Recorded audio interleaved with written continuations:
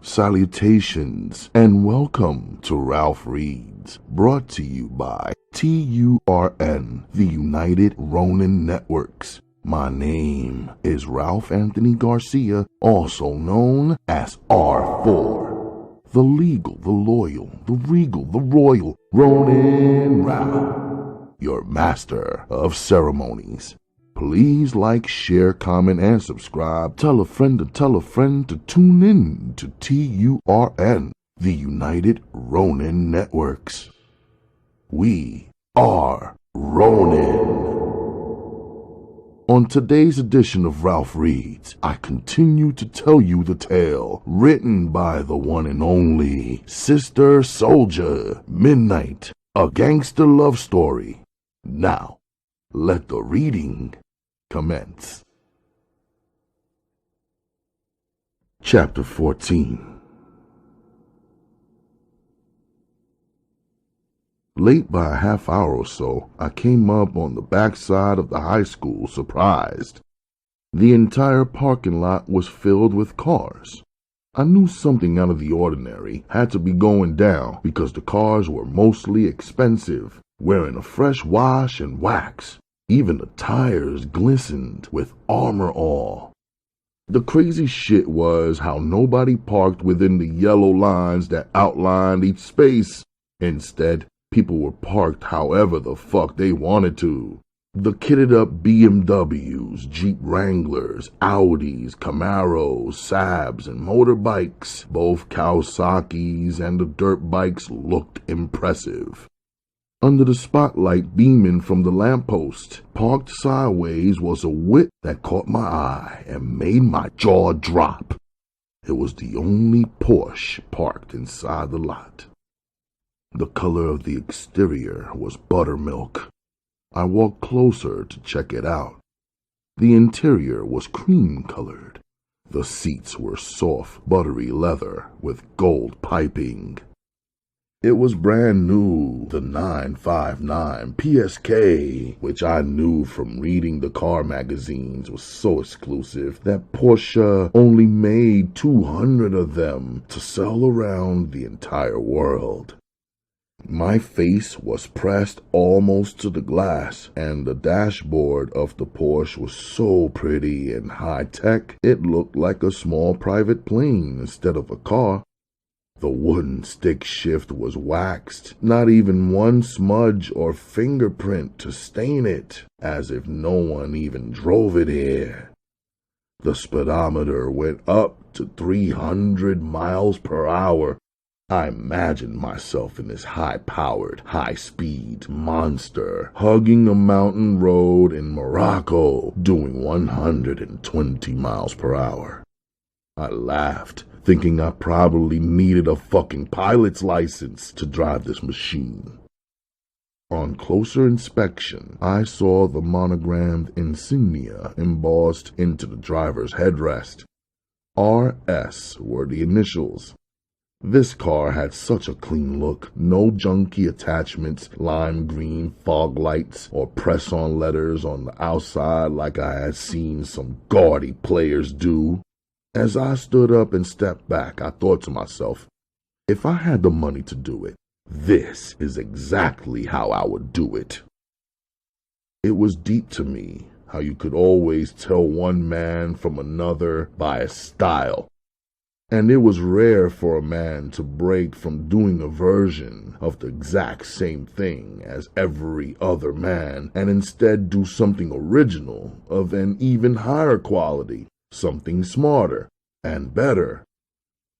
When a piece of light hits a real piece of gold, it glistens for less than 1 second of time. I caught the flash of genuine gold, a small but life-size pair of dark solid gold baby shoes, dangling from a 6-inch solid gold link chain hanging from the rear view mirror. I was always on point about gold and jewels and their true content and value. My father consistently selected the best of everything and pointed out and kept away from the junk. I was impressed with its dark-colored 24-karat gold and the craftsmanship of the shoes, even down to the detail of the gold shoelaces. I had seen all kinds of pendants and pieces, good and bad, but I had never seen a man mount baby shoes on a chain. Somehow I knew for sure this ride belonged to a man. There were no feminine things to give it away. Napkins, purses, lipsticks, hairpins, small pieces of wrapped candy, not even diapers or a baby seat. Parked next to a cherry Beamer M3 with 2 hairy cloth dice on the dashboard, the style and build of the Porsche blew every other whip off the lot. Music and loud talking was coming from the front of the school building.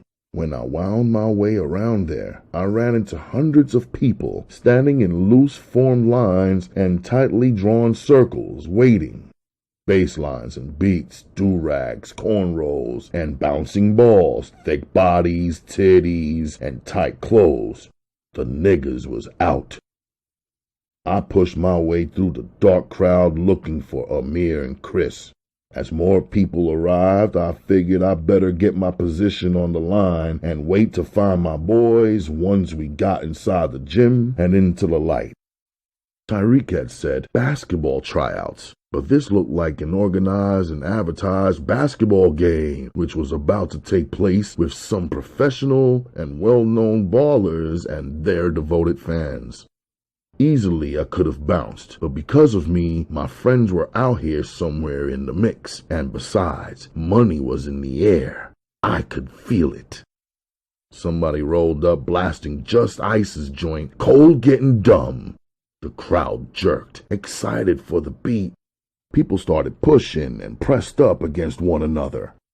6 big bouncer-type giants finally threw open the 3 gym doors, and everybody tried to bum rush, Brooklyn style. The big dudes formed a wall and made everybody back up! Back up! They made people walk in one by one. I was clocking their procedure real close. I needed to know if they was conducting a search or not, or if they had handheld metal detectors or what. It turned out they wasn't. I knew then there would be a gym full of guns, which was probably for the best. When everybody is packing, people are better at holding their positions, cautious of the consequences. Chaos usually breaks out when only one crazy cop or backward nigga is armed and the rest of the people are sitting ducks at his mercy. Walking in, I heard dudes on the line talking about they got callbacks from the first tryouts and how tonight was the final cut. I put 2 and 2 together and understood what was up. Inside, the majority of the people filled in the bleachers situated on either side of the gym. Everybody who planned to ball remained on the gym floor.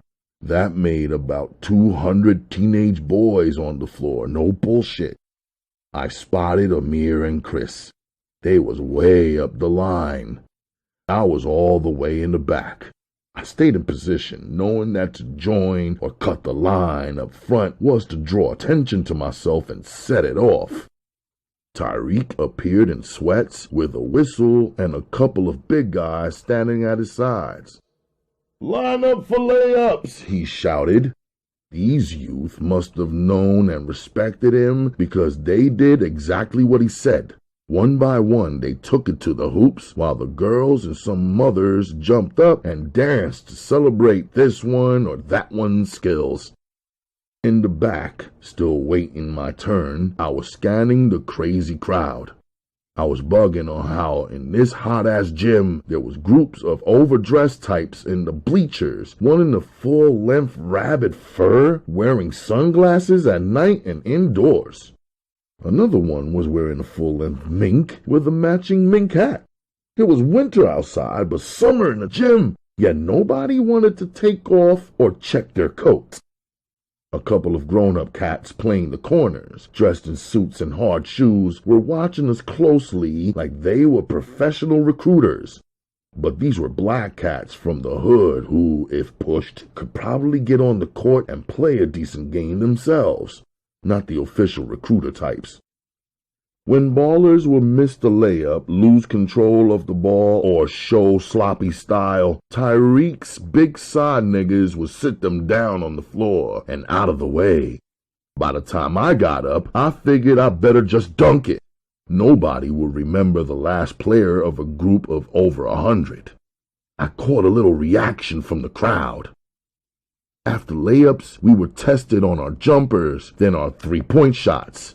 A lot of these cats were good, but even some of the good ones were choking under the pressure of performance, the crowd, and the critique. The long line was thinning out as dudes got sidelined by Tyreek's men. Amir and Chris were still standing. I wasn't surprised. With the three-point shots, they let us shoot the rock till we missed one. If you missed on your first shot, they gave you one last chance.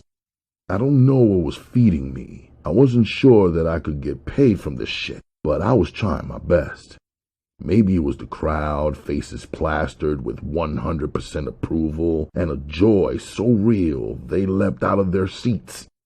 For once, it wasn't hatred, stress, and put-downs. Black youths were actually cheering for one another.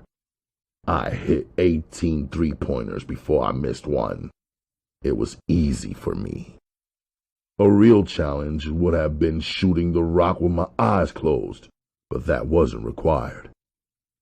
When I finally missed on shot number 19, Tyreek put his left hand in the air. I, he said, blowing his whistle and waving the spectators who had moved down onto the court back up into the bleachers. Just then, I noticed Amir's father chilling alone in the cut behind a group of men and up against the wall, looking serious and concentrating real hard. After the whistle, we got divided into teams. Nothing was thought out, just the first 5 in the line on one team and the second 5 on the line on the next team, and so on. Each pair of teams was told to run a 10-minute full-court game. Tyreek had the stopwatch. The game was over when a team scored 10 points or when 10 minutes passed and the whistle was blown, whatever came first. Some of the suited money cats who were casually standing and sitting around the bleachers earlier were now standing around the perimeter of the court, reacting to the rebounding, the handling, the flying, the masterful dribbling, and passing so slick that for seconds the ball seemed lost somewhere. They seemed like a group of gamblers at a racetrack or at a OTB waiting for the results to come in. For me, this was a crazy experiment. Just as we got wound up, it was all over. "It's a wrap," Tyreek announced. The ball players who were still standing, blood was pumping and hearts were still racing. Our eyes were wide open as we stayed on the floor staring at one another and wondering what was next. My sweat was flowing into my blue terry cloth headband. Instead of talking to the players, Tyreek hosted a meeting right on the court with the men from the sidelines. Their huddle was intense. Their backs were blocking out anyone trying to look inward. Seemed like they were consulting one another and doing some arguing. It could easily have been mistaken for a big game of CeeLo. Whatever it was, we all could tell it was serious and knew to stay out of their way. Soon the girls started streaming down from the bleachers onto the floor. I drifted over to Chris and Amir. Somebody threw on Push It, a salt and pepper joint, and most of the crowd started dancing. About 20 minutes later, Tyreek started weaving in and out of the crowd tapping dudes, saying either, "I want to see you," "I want to talk to you," "You over here," "You over there," "Step up," "Step out," "Next time." Security began urging, directing, and pushing the crowd toward the exit. A couple of fights got instigated, then squashed immediately. Within 15 minutes, only the chosen players were left in the room with Tyreek and his men. They passed around a clipboard. We were asked to write down our names, telephone numbers, and addresses. We were told to meet here, same time, next week Friday, for all the details. You little motherfuckers are Brooklyn's finest. Don't let it go to your heads. Practice, or the next man will jump in your spot. If you're still alive and free next week, you should be standing right here on the line, he said. From the look of things, these cats believed in Tyreek and whatever promises he might have made to each of them. Not one. No one gave him any backtalk or static or attitude about him having wasted our time or the lack of information and follow-through. I figured maybe they all knew something that I didn't. I decided even if Tyreek and them didn't do nothing for me, tonight was a good workout. Proof that me, Amir, and Chris, when compared to the rest, was no joke. Serious contenders on the court. Brooklyn's finest. Overall, I couldn't count it as a loss. You didn't write your name down, brother, Amir said to me, smiling. You invite us to some shit, let us sign up, and you don't sign, Chris added. They don't need my information. If I want to come next week, I'll just show up, I told him. What do you think we could get out of playing ball out here? Chris asked me. Don't sleep. We can get a lot out of it. This is part of the Hustlers League. Everybody knows that, Amir revealed. Hustlers League? Chris asked. Didn't you notice all them hustlers up in this spot? Even Crazy Eddie from the East was up in here. He's from around my way. You know him? Everybody know him. Why didn't you say something? I asked Amir. I came here on your invite. I didn't know who you was dealing with until we got here. Besides, them motherfuckers are some real money makers. They saw how the three of us put it down in here. If they want us to play, they gotta pay, Amir said with complete confidence. I think it's dope they started a Hustlers League youth division. Your pops passed through here. Did you see him? I asked Amir.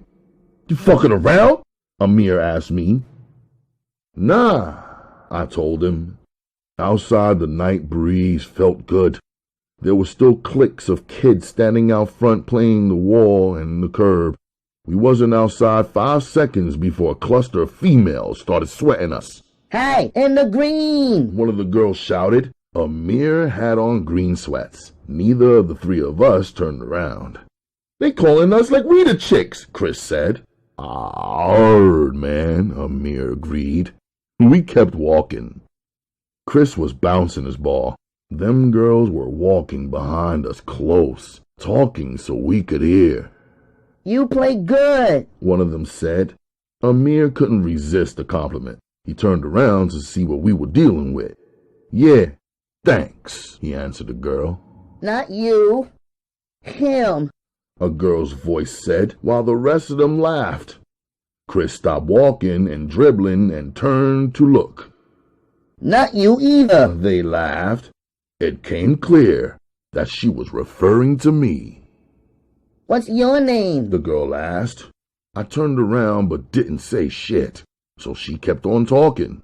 You kinda mean, but I like it, she said. Her girlfriends giggled.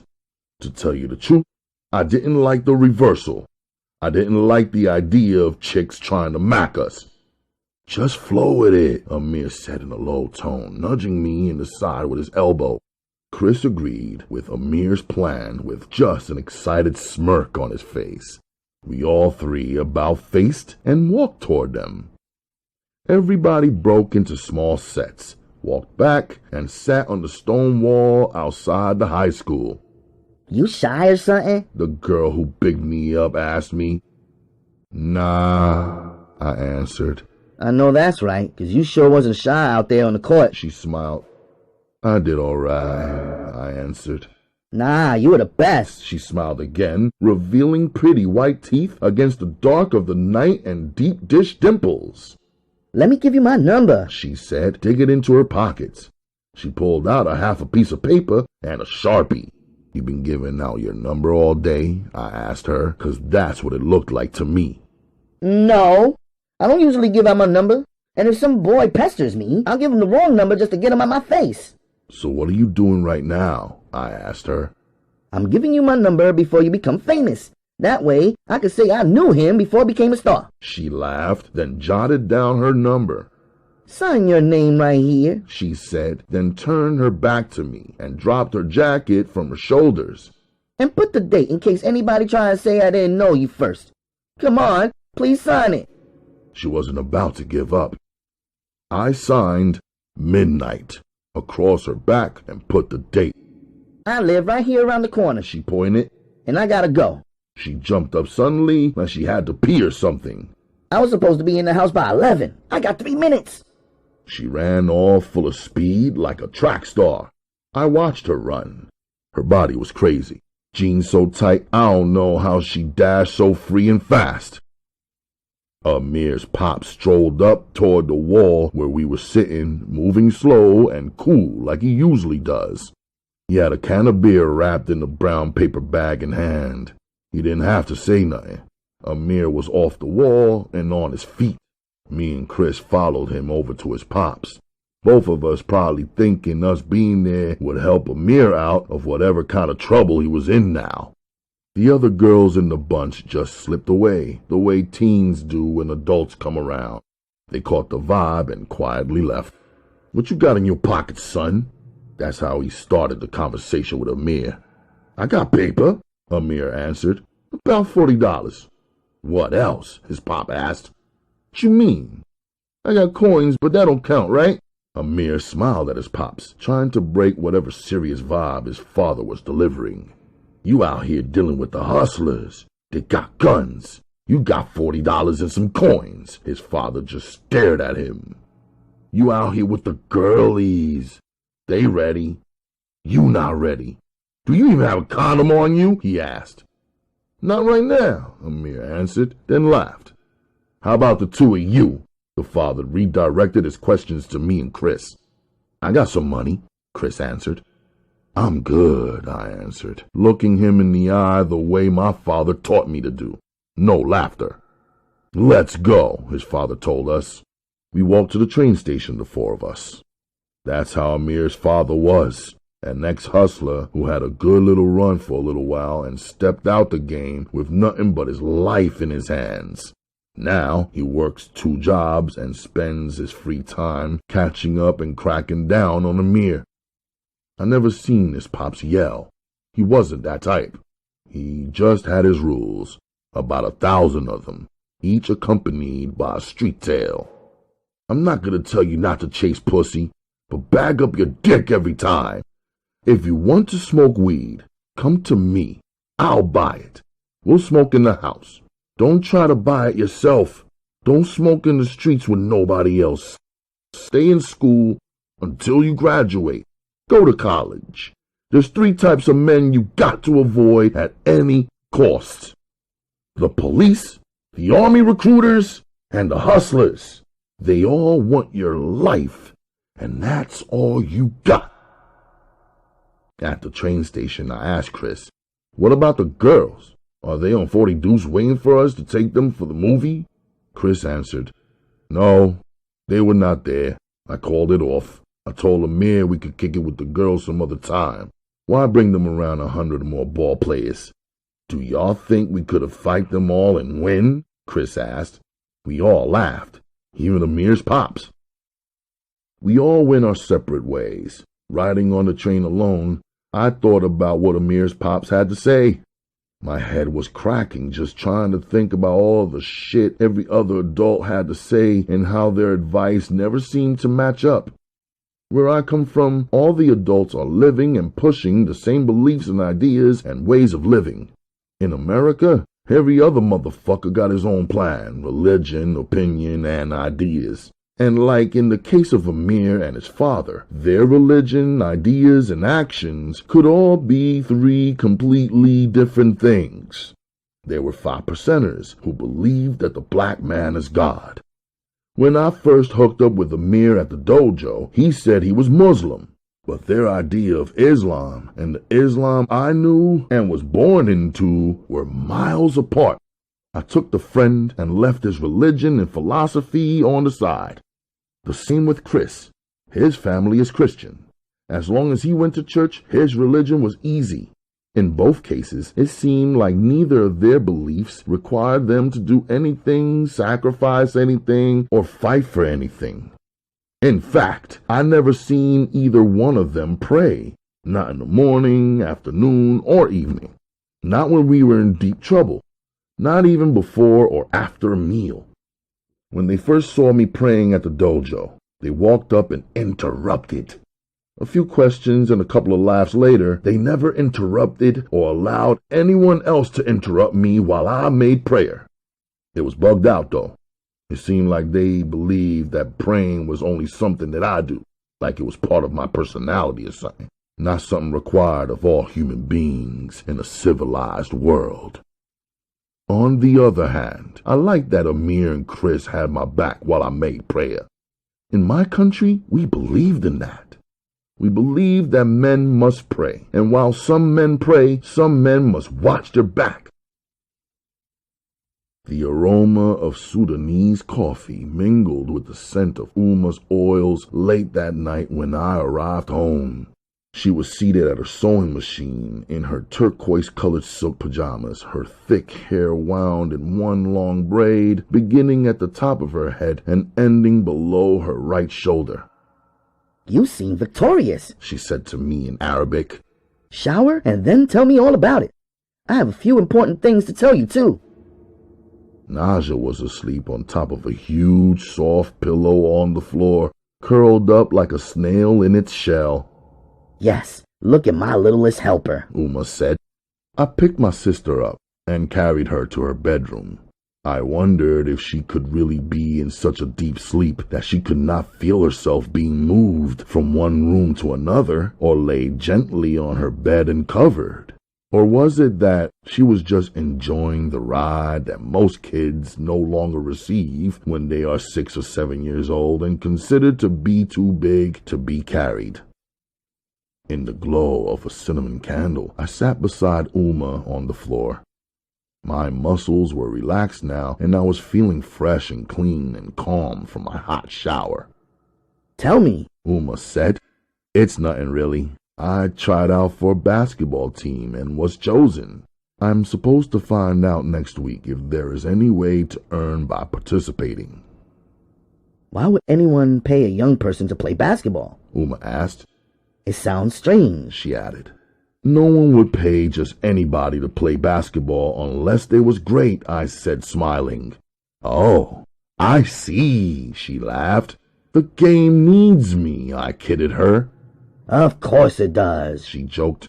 "Anyway, remember our Ethiopian client up in the Bronx, the lady whose family moved here from Israel?" she asked. "Of course. Remember how long it took me to scrub that emerald green dye off your fingers after you custom designed her cloths?" I reminded her, and we laughed. "Well, she liked my work and received so many compliments that she recommended me to a Sudanese co-worker of hers whose family had been living over here in America for some years. Their nephew is about to be married in some huge wedding, and they require a wedding planner who knows and understands Sudanese tastes, customs, and traditions.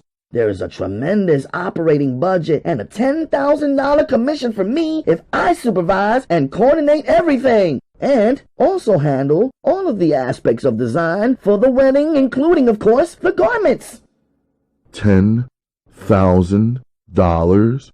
I repeated calmly, but in disbelief, thinking of how since we arrived to America, except for a handful of elite clients, we had to earn every penny very slowly. And poor client or elite client, in every instance, we had to labor very hard. So far, Uma had done one dress here and another there, but this lump sum would bring in more revenue in one swoop than she would generate in 6 months' time working at the factory. Also, I thought about how completing this wedding successfully would put us right up close to our financial goal of buying our own home and property and getting ghosts from Brooklyn. "What do you think?" she asked me. "I think that's great.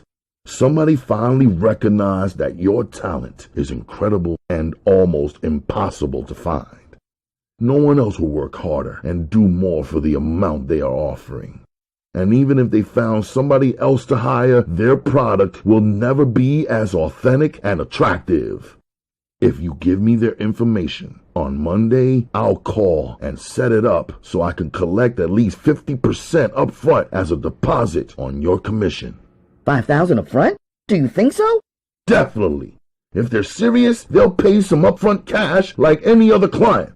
I'll handle it, I assured her. Then she got quiet. There's only one thing. She hesitated. We both sat in silence for some seconds. I know, I paused. You're worried and not sure if you want to work with a Sudanese family. I know they will be your first Sudanese clients since we've been living here in America.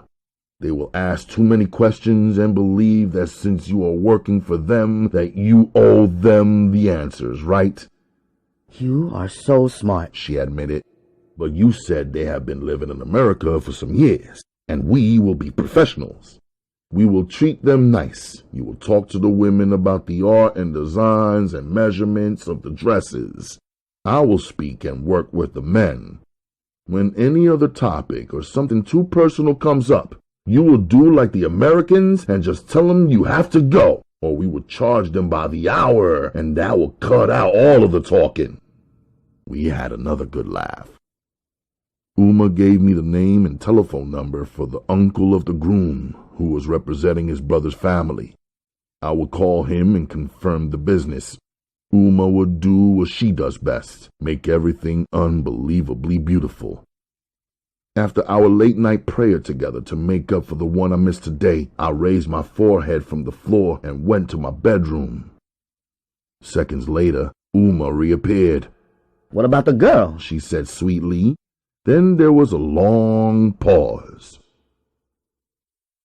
Akemi? I asked, already knowing. That one, she said, confirming. I am supposed to meet her aunt and uncle at their family business tomorrow.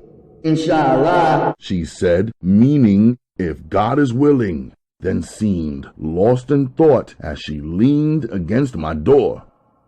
You cannot go empty-handed to her relatives. You know this, right? She asked softly. Yes, Uma, you're right, I answered. She moved from my door and returned a little later with her hands full, just as I began drifting to sleep. Give these gifts to her aunt and uncle on behalf of our family. It's not much, yet they may enjoy them. I'll wrap them up for you. Don't forget to take them with you in the morning. I will remember, I assured her. She switched the lights off and stood in the darkness. It seemed like her words floated on the air. Now that you're becoming a man, things will be more complicated than they have ever been, she said. I did not really understand specifically what she meant. You will have strong urges and feelings pulling you in every way, but you should not become a servant to your desires, she said, her words cutting through the darkness before their true meaning could begin to sink into my tired mind. She continued. A woman is more than a powerful feeling or unforgettable taste, and a man should not try to eat from every dish. A good woman is a jewel from Allah, from which a man must pay a heavy price. Be very careful. She closed my door. Soon I heard her sewing machine start up again. Her words were like a dish of cold water on my sleepy face. Chapter 15. Altogether, I was bringing 3 gifts. Uma's gift to Akami's uncle was a sterling silver cigarette case filled with her signature beedies. These were hand-rolled foreign cigarettes filled with a special tobacco which Uma spiced up with a private herb recipe and wrapped in a scented paper. The taste and smell of the smoke usually fascinated all men who had the privilege to acquire them.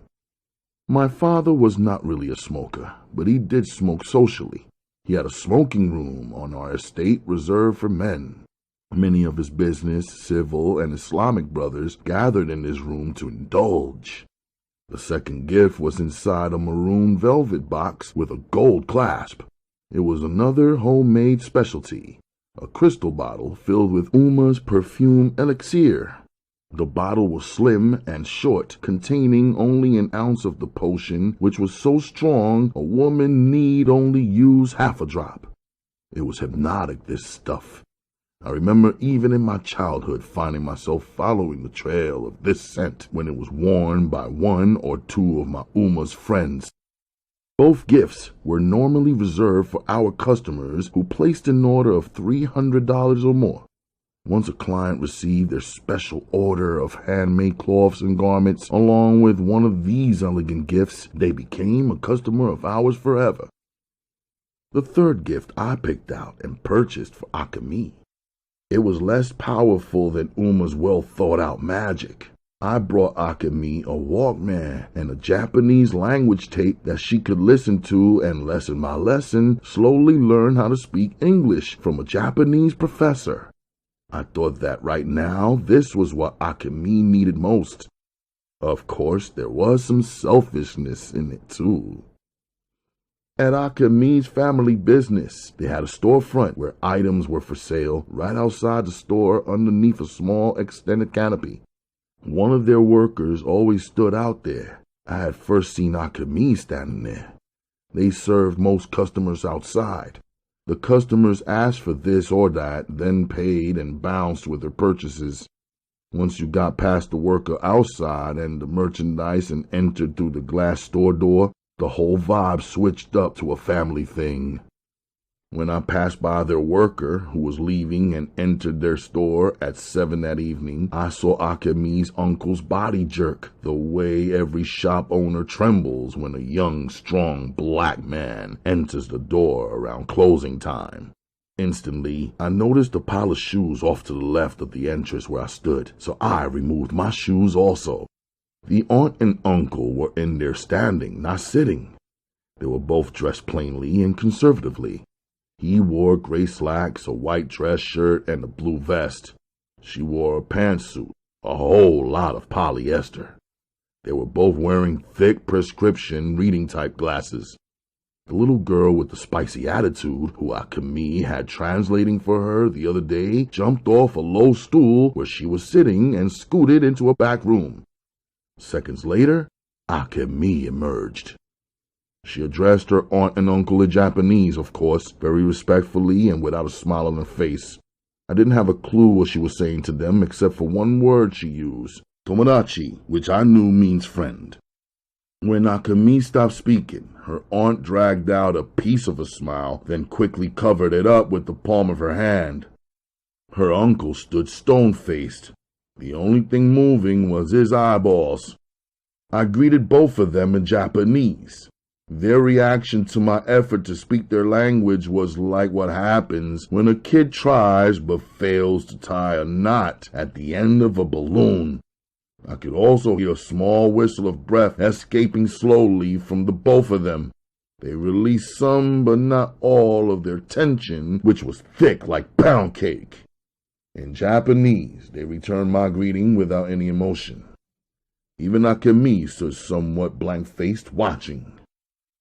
I lifted up the bag with the gifts. I handed a gift to the uncle, then to her aunt, and next to Akemi. The little girl pouted. I guess she felt left out. However, I did not know she was part of their family and still didn't know where and how she fit in. My parents speak some English. Why don't you say something to them? The little girl said in her spicy American tone, as if she was snitching on her mom and dad. I'm a friend of Akemi's. I work 4 stores down at the fish market. I wanted to have this chance to meet you so that you would know who I am. These gifts are from my family to your family. Thank you for the gifts, the aunt said dryly in English. How do you know Akemi? The uncle asked in English with a heavy accent. We met here, in Chinatown, I answered. Are you a college student? No, I am high school age, I answered, avoiding any pitfalls. What do you want? The uncle asked boldly in an even tone. She and I are friends, so I thought it would be best if I knew you and you knew me. In my country, we do not avoid our friends' parents, I added. What country is your country? He asked with a tone of disbelief that I was one of the countless men with no homeland, culture, or language. When I answered him, I watched his face muscles, intensity, and suspicion lessen another few degrees. The relaxing of his face was a good sign that Akemi also picked up on. She smiled naturally. Then swiftly, she made her smile disappear. She began speaking to them softly once more in Japanese. The tight encounter ended with one head shake from the uncle. After looking him in his eyes, I switched to Akemi. She didn't have to tell me that she couldn't come out with me tonight like I wanted and she requested. It was written on her face. Matter of fact, it was written on all their faces. I broke the strange staring contest and said, "Oyasumi nasai," which means good night. Uma laughed when I reenacted their cold stares and the stiff situation at the store for her at home. "You see, this is what I've been pointing out to you," she said, her eyes bright and beautiful and smile so genuine. "If you go outside, you can find 1,000 stones on the ground. They're lying around everywhere. You can just pick any one of them up any time and put it right into your pocket, or throw it back onto the ground, or do whatever you like with it. It has no value, so no one cares. But when a stone is a precious jewel, it is surrounded and protected. You'll have to work very hard to earn it, and even harder to keep it for yourself." After she and Naja had their fun with my situation, Uma assured me, "Don't worry. The perfume I have given to the aunt is very influential. If she applies it once, slowly, it will grow on her. Soon she will love it. When she doesn't wear it, her own husband will request that she put some on." Uma smiled knowingly. I listened fascinated. The sterling silver cigarette case I gave to the uncle contained 12 Sudanese beaties.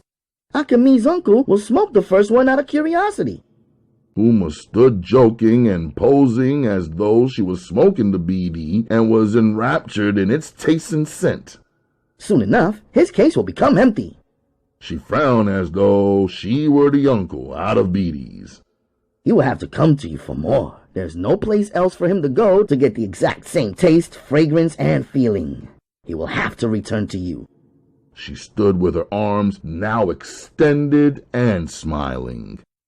Listening to Uma, the sound of her voice and depth of her thoughts and her dramatic theatrics, I was amazed by how every day she revealed more and more sides of herself. Her knowledge was gentle, and her light humor seemed endless. Yet, when I stared into her face, she still seemed very young and naive. Without ever meeting Akemi or Akemi's family, she had chosen gifts that she knew would have an impact, and how they would impact. She had given gifts that she knew would linger and rebound. My father was a scientist with a pile of university degrees. My Uma was a scientist of human nature without having earned anyone's documents of approval. In my room, I hit the books for a couple of hours, unusual for me on a Saturday night. Later that night, when the sewing machine stopped and I could hear nothing but silence and the breathing of my sister and mother, I stepped out, locked our apartment door, and headed to the basketball court and hooped. Chapter 16.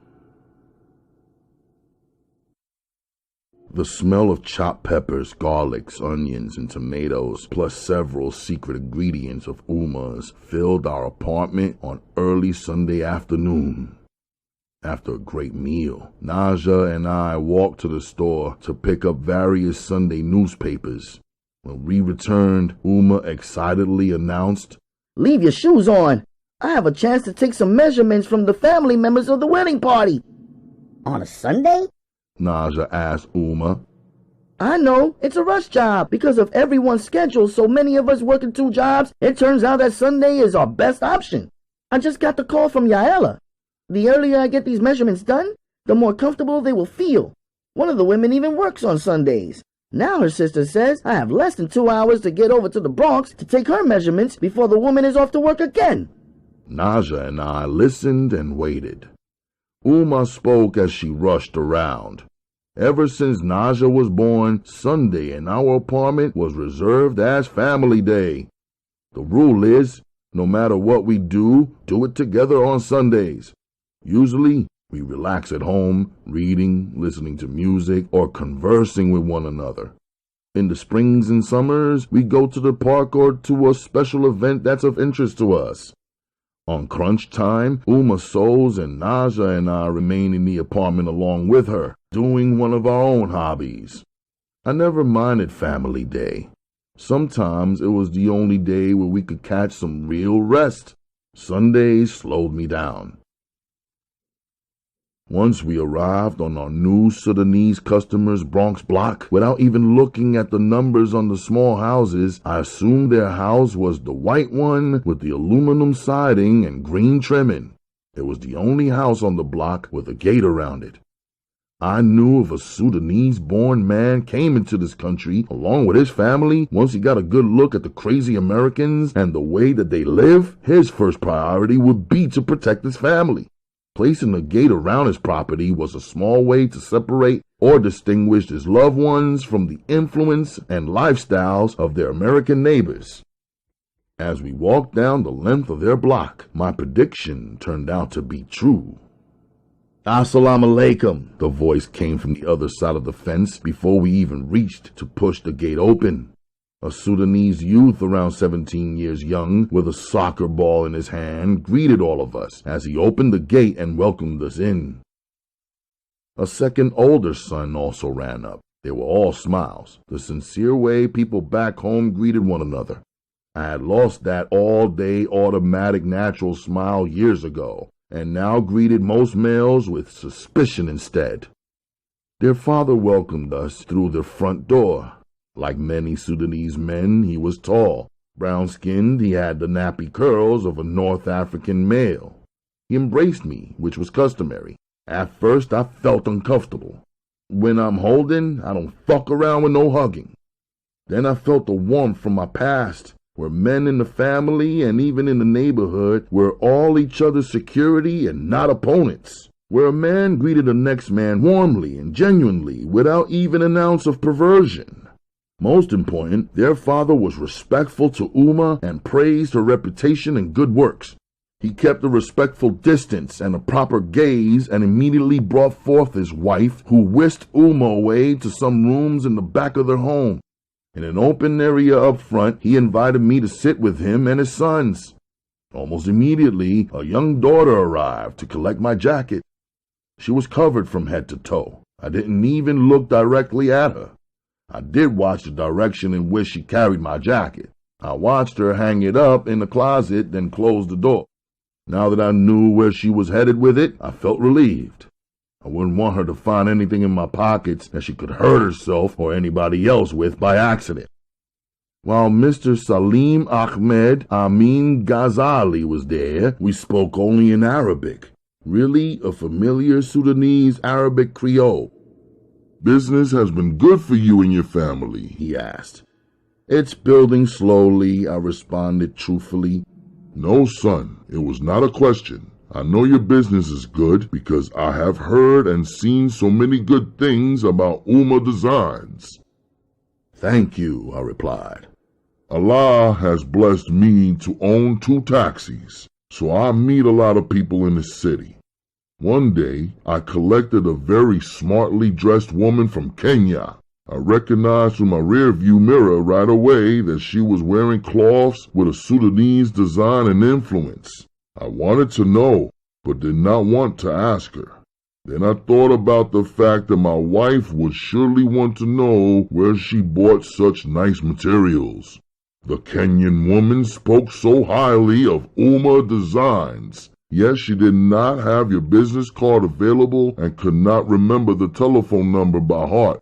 I thought to myself, hey, that's how it goes. You pick up a passenger once and you never see them again. If you don't get whatever information you might need from them right then and there, then you lose out. Believe it or not, this happened to me a few times with your company. After the 3rd time, I looked up Uma Designs in the telephone directory, planning to order a gift for my wife. Eventually, I dialed up 411, but nothing. He smiled, holding his hands up. He was one of those men who spoke with his hands. It's a small family business with excellent products and services. We haven't expanded as of yet. We have more than enough customers so far. Your account is very important to us. We are certain that you will be more than pleased with everything that Uma Designs has to offer, I said slowly and thoughtfully. Voila! He said, gesturing with his hands at his sons. Well said. Are you boys listening? If I could only get the two of you to represent me like this young man represented his family business, he said, impressed. In the taxi business, father? His older son asked. But you have to send us off to school, the older son respectfully defended.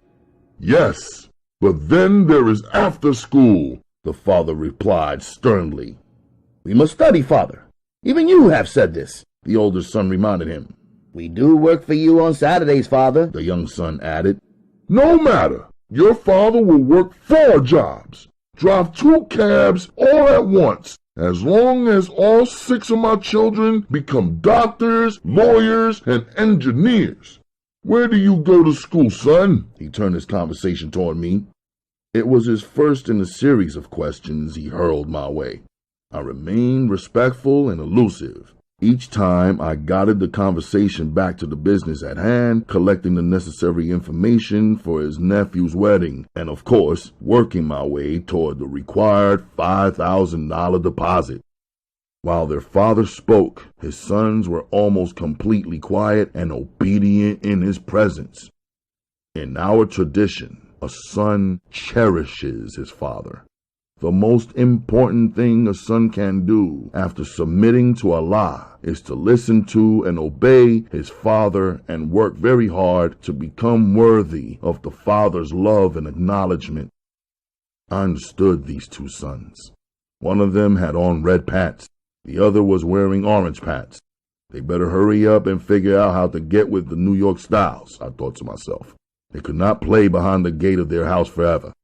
They would never be able to mix or survive in these hoods wearing bright-colored pants, tight t-shirts, and bootleg sneakers. If the wrong niggas caught them in the wrong neighborhood, the first beatdown will be based on style alone, separate from whatever else the attackers wanted to steal or do them. They were easy targets. Less than half an hour in, another sister appeared, fully wrapped in the mustard-colored thobe. She was a pretty teenage girl named Sudana, who had beautifully shaped eyes, colored like an African wildcat's, hazel with a deep dark brown perimeter. All I could see were her eyes and her smooth and flawless skin, the type that our women have from eating olives and dates and other natural foods. Her hair was completely covered. The whites of her eyes were brilliant white, just like her perfect teeth. Her slim fingers were wrapped around a wooden serving tray, which she placed in front of me, offering in English, Would you like coffee, tea, or a cold drink? All of which she carried in on the tray, along with Sudanese sweets. I was not hungry, but I could not refuse her. She reminded me of the incomparable beauty of Uma's female friends back home. They used to visit her on our estate, and because I was just a child, they would unwrap themselves, some removing their veils and relaxing in my presence. They underestimated me because of my youth. Yet, I studied them and noticed every single detail and difference in each one of them. Their eyes and even the length of their eyelashes, the curve of their cheeks and lips, the length of their necks, and the shape of their shoulders. I could even push it further and reveal to you that sometimes I close my eyes and challenge myself to identify each one of them by their scent alone. I developed a careful eye for feminine elegance, the way a jeweler could pluck just one clear diamond out of a fistful of flaws. I could look at tens and hundreds of women, I thought, and choose one whose cut, shape, and quality was superb on the outside and clean and clear on the inside. For me, with observing and being attracted to females, everything mattered and measured. The look, the voice, and sound, the rhythm of the walk, the manners of expression, the balance between modesty and beauty, the depth of the conversation, the words she spoke and the way she spoke them, the feeling of her presence, the depth of her concern and admiration for me, the way she interacted with my friends and family, and simple things like what she actually did with her life from day to day. From being born Muslim, African, and Sudanese, I learned to enjoy seeing less of a woman and imagining more. So that in America, when a woman shows me too much, or is too fast and too obvious or too empty, it kills the power of her mystery, freezes my imagination, and poisons my natural attraction. Some of the American girls seem to think I was cold, but like a jeweler, I was 100% certain when I was seeing something fake, flawed, or cheap, and I was not attracted to it, even though it might have one or two good parts. I liked seeing Sudanna. She made me feel at home. She was subtle, sweet, and careful, not a high-powered vacuum cleaner like the American girls who came at me all day long, titties first and ass out, nice looking, but way too much, way too quick, only to find out she's really nothing at all. I figured Sudanna was about 15. Back home, she and I could get married any day now, unless we chose to delay our family life and work by attending college. The thought made me smile. Seconds later, reality dropped on my head. We were all here in the U.S., and every single familiar thing we did and believed will be considered wrong and outrageous. After serving me, the guests, and her brothers and father, she left the room. We enjoyed our cold drinks. Mr. Ghazali enjoyed his tea, and we all ate the small homemade pastries. Conversations ranged from the high price of American living to first encounters with Americans, the horror stories all taking place in Mr. Ghazali's taxicab. We spoke of meeting weird passengers such as women dressed like men with male mannerisms and yet the breasts and hands of a woman. He spoke of cursing, angry mothers and females who smoked outdoors and did everything else outdoors for that matter, which none of us had ever witnessed in the Sudan. He spoke also of male passengers who were dressed like women, or dressed like men except for some strange feminine behavior, or things like wearing 2 earrings and lipstick, or eye makeup, and sometimes even wigs. Tried but could not really imitate or begin to capture the way the men spoke and altered their deep voices as if they were the same as women, or the way they giggled and blushed. After his first couple affairs with such quote-unquote men, he admitted pressing on the gas pedal and speeding off whenever he saw such bizarre men hailing his cab. He'd rather lose the money than have them as passengers. The American she-men are the greatest disgrace against everything we have ever known. And the black ones, in particular, are most embarrassing, he said. Growing more grim, he spoke of the African cabbie who got murdered by a shameless black American drug addict who got away with $27 and robbed the father and husband of at least 27 more years of life and love. He spoke of monster mothers who threw their kids into the back seat and dragged them out when it was time to go. Also mothers who screamed and cursed at even their youngest children and had no patience and not even one trace of love. His sons must have felt as bad as I was feeling now. The older one introduced the topic of the World Cup, which he must have known would excite his father, the soccer fan, and erase the melancholy mood he was falling into that Sunday afternoon. After a full hour, I saw the father check his watch. I assumed it was because of the upcoming afternoon Salat prayer.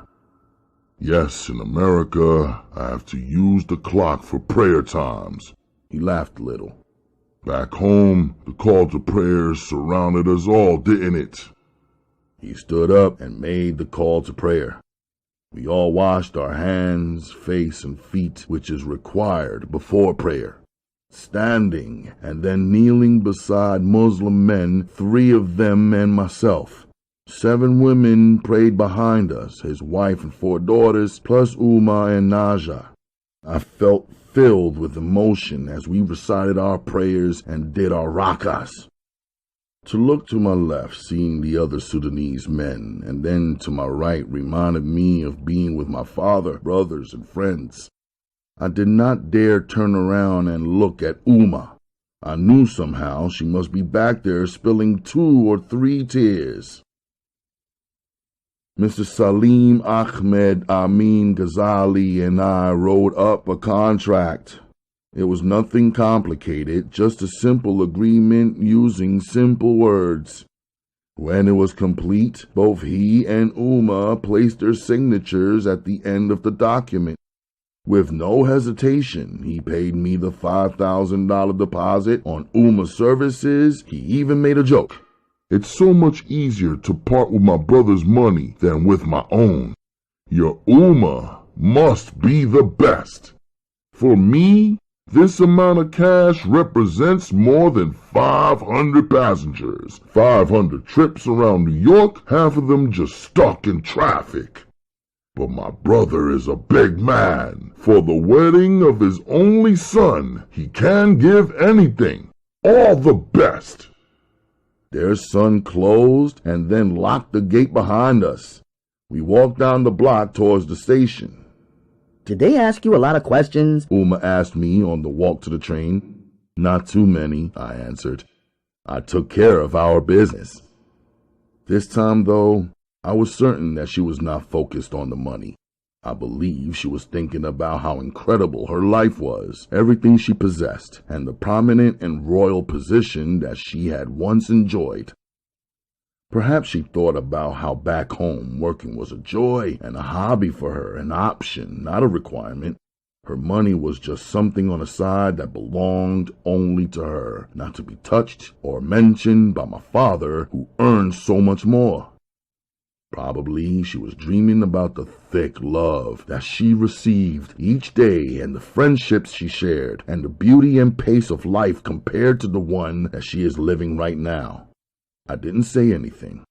I was just hoping that under these circumstances, my love and complete devotion to her could be enough.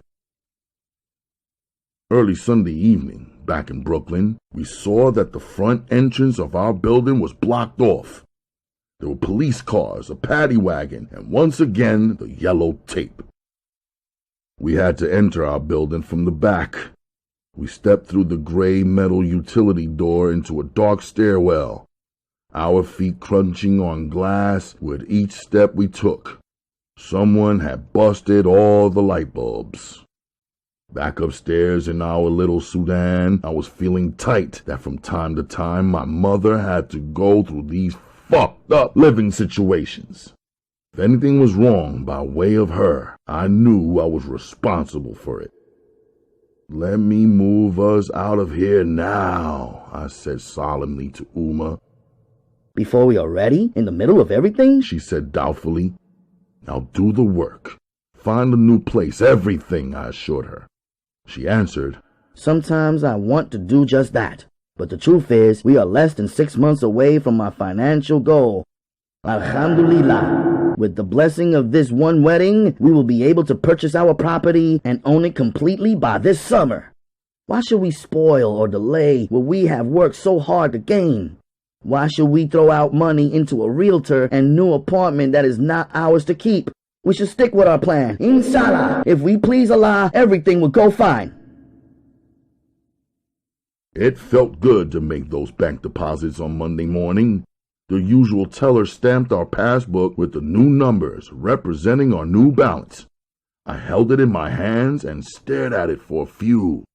I spent Monday afternoon working for Uma Designs, shopping for the supplies that Uma requested for this grand wedding. I was in and out of stores in both Brooklyn and Manhattan with a swiftness. I had been at it so long now that the vendors knew me by the name I gave them and my reputation. When there was a good deal, they would put things that I would usually order to the side and hold it for me. Sometimes, if I had too many shopping bags to move around with, there were a couple of businesses where I was so cool with the owners that I could leave my stuff there until I was finished shopping in their area. They would store it for me until I picked it up and loaded it into a cab. The ones I trusted with it never skimmed my packages. Uma didn't have any American credit cards yet, but we had credit. Those select foreigners who came to America and opened little spaces packed tight with the beautiful goods that we were accustomed to overseas would extend credit to one another that they would not extend to Americans. Many of us had come from unknown places where a man's word was worth as much as gold. And for Muslims, paying your debts is required, expected, and done.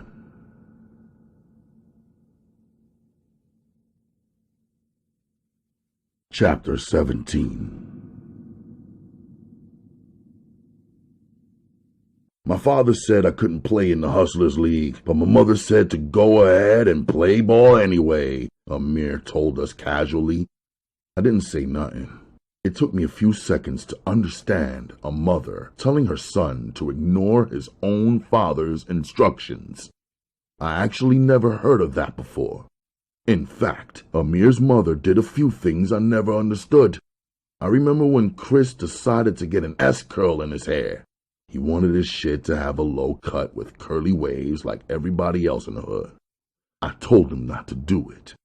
He laughed and said, "Everybody's doing it." And they were the males roaming around pretending that their hair was naturally wavy and feeling good about it. This was something I could never understand. Amir told Chris that his mother knew how to put the S-curl in. We trekked to East New York so Chris could get his secret curls. Amir's mom opened the door wearing tight shorts and half a shirt, her legs and belly button and most of her breasts and arms completely exposed. I turned away, thinking that we must have caught her off guard by arriving too early. She didn't move away, though. She stood holding the door open after Chris had already walked inside. "Stop playing the shy routine and bring your tall ass in here," she said to me, smiling. I walked in with my head down, eyes cast toward the floor, seeing that everybody was still wearing their shoes inside the apartment. Amir welcomed us like everything was regular. "Y'all come in the kitchen." Chris sat in a chair by the sink. Amir's mom massaged his scalp as Chris's head lay between her breasts.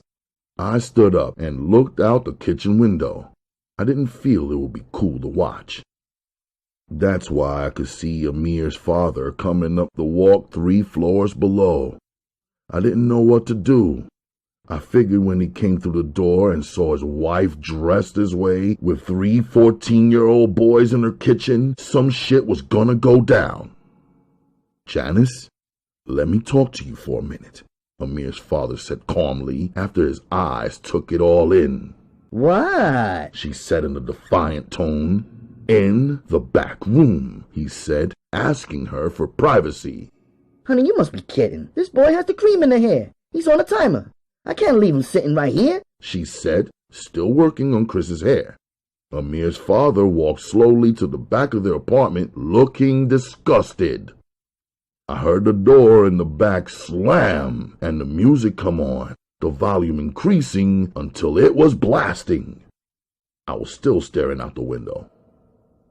"Your mom is cool as shit," Chris told Amir when we was back at the dojo, Chris' low-cut curls shining. Amir gave him a pound. "I know. My mom's always been cool like that," he agreed. "I could play in the league," Chris said. "My father don't know nothing about who's running it. As long as it don't affect my grades, it's all good. Besides, now my father runs a group meeting at our church on Friday nights. What's the chances of him rolling up the way your father did?" he asked Amir. "The only fucked up thing about it is this. This Friday night, we supposed to take the girls out, remember?" Amir asked the both of us. "We can take them out Saturday instead," Chris proposed. "Saturday's out," I told him, hoping to possibly meet up with Akami. "You owe us," Amir said seriously. "You right. I said I would do it," I agreed half-heartedly, wanting to get it over with. "Just once," I told him. You never know, brother. Try it. You might like it, Amir joked, then cracked up. Chapter 18.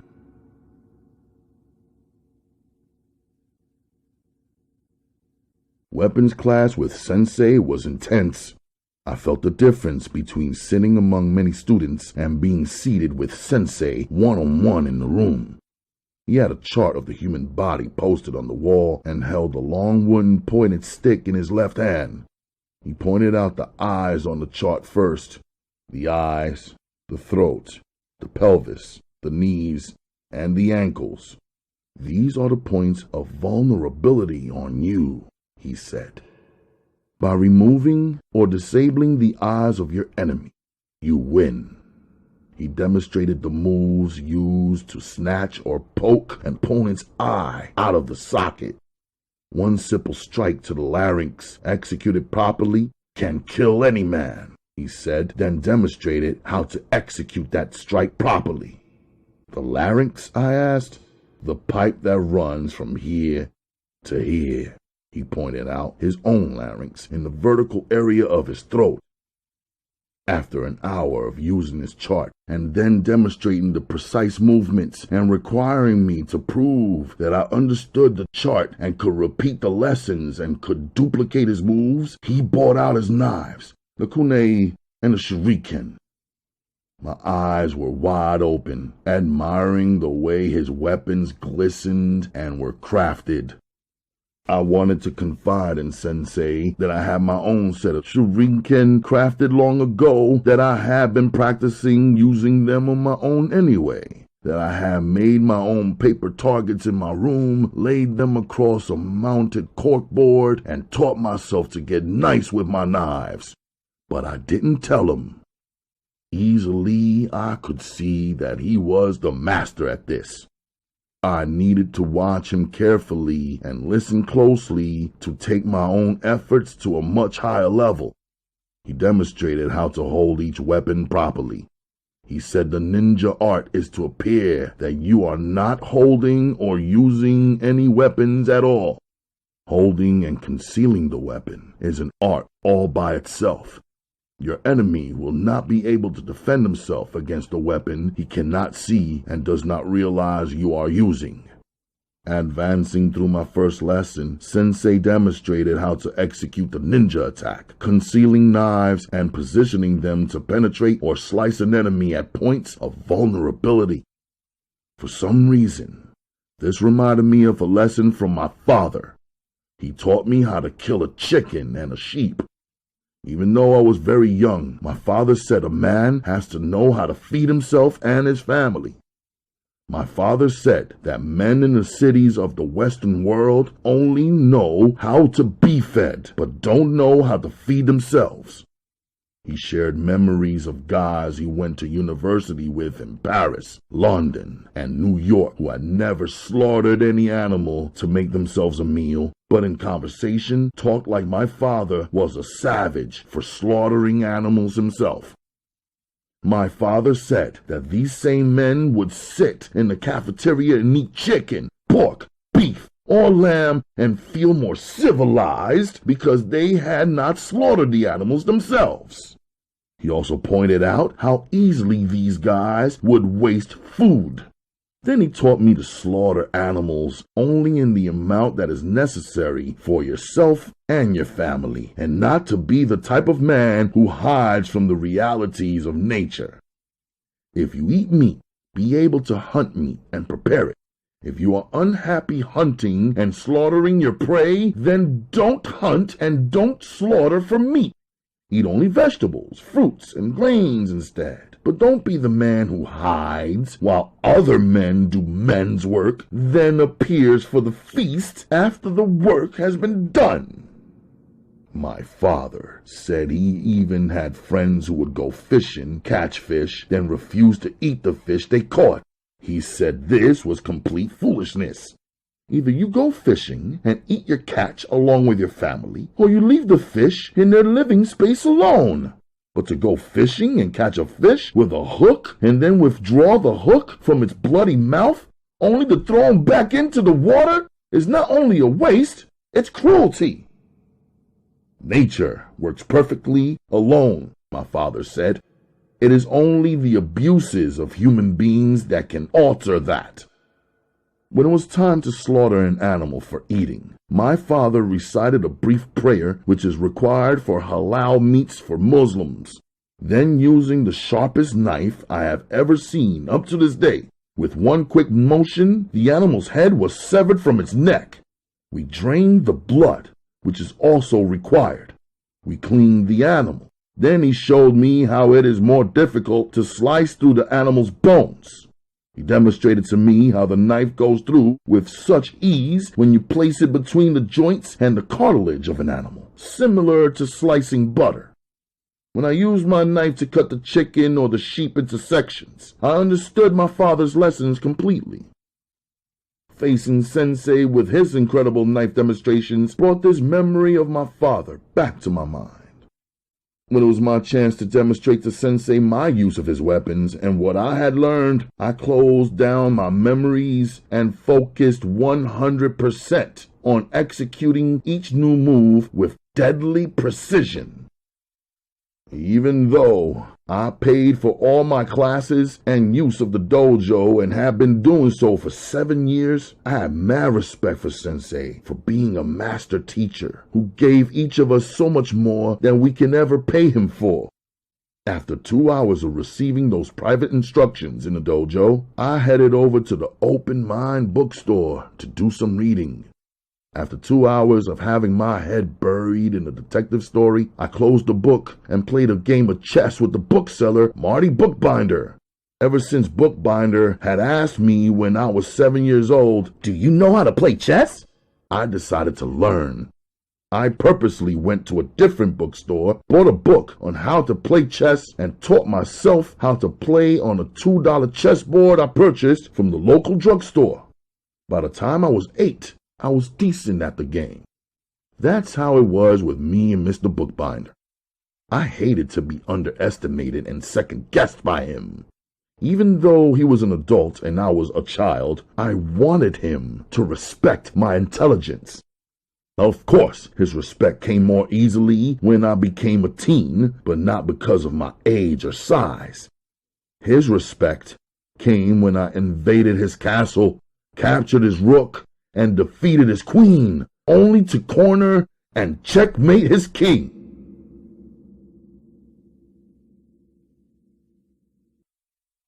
Well, we gotta take a pause for the cause because I'm gonna need you folks to tune in to the next edition of Ralph Reads for the continuation of this Sister Souljah miniseries. I would like, or rather love, to thank you queens and kings, fellow royalty, for stopping by.